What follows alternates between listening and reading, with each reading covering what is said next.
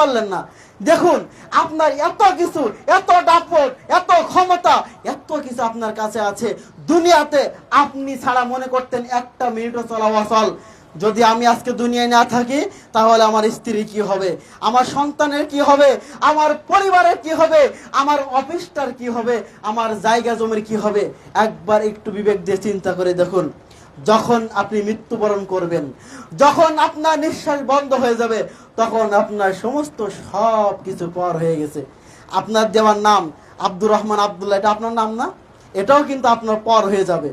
যখন আপনি মৃত্যুবরণ করবেন তখন আর কেউ কিন্তু বলবে না যে আব্দুর রহমানের লাশটা নিয়ে আসো, তখন বলবে লাশ নিয়ে আসো, লাশটাকে গোসল করাও, লাশটাকে তাড়াতাড়ি দাফন করো, লাশটাকে আর কষ্ট দিও না।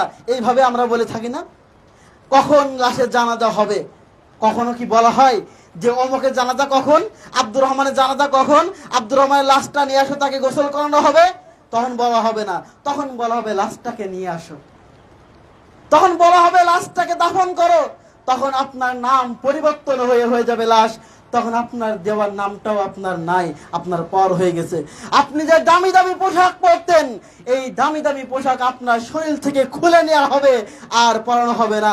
সামান্য 3টি কাপড় দিয়ে আপনাকে মুড়ে সেই কবরস্থানে নিয়ে যাওয়া হবে। কত দামি দামি সেগুন কাঠের কাঠ, একটা খাট বানাতে লাগছে আপনার 30 লক্ষ টাকা। এই খাটও আপনাকে শোয়াবে না, মাটিতে শুয়ে সেই মসজিদের জনগণের টাকা দিয়ে বানানো খাটের উপরে আপনাকে শুয়ে কবরে নিয়ে যাওয়া হবে। আপনার বাড়ির সামনে এত সুন্দর জায়গা, এত ফুল বাগিচা গাছ গাছালি দিয়ে আপনি পরিপূর্ণ করেছেন, দেখে মনে হয় কোনো জান্নাতের বাগান তৈরি করেছেন।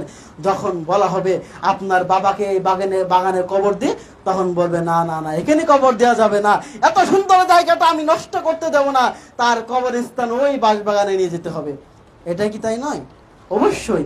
তাহলে এই সুন্দর বাড়িতে আপনার জায়গা নেই, সুন্দর পোশাকও আপনার জন্য নাই, সুন্দর দেওয়ার নামটা আপনার নাই, বাড়ির সামনে সুন্দর বাগিচা করেছেন, এই বাগিচা আপনার জন্য নাই। আপনার স্থান হলো সেই 3.5 হাত জায়গা বাঁশবাগানে, যেখানে একজন ফকিরও শুয়ে আছে, যেখানে একজন গরিব শুয়ে আছে, যেখানে একজন ধনী শুয়ে আছে। অথচ আপনার বিশাল অট্টালিকা, বিশাল বিশাল সম্পত্তির মালিক আপনি, হাজার হাজার কোটি টাকা ব্যাংকে, আপনার কিছুই আপনার সাথে যাবে না, কিছুই যাবে না।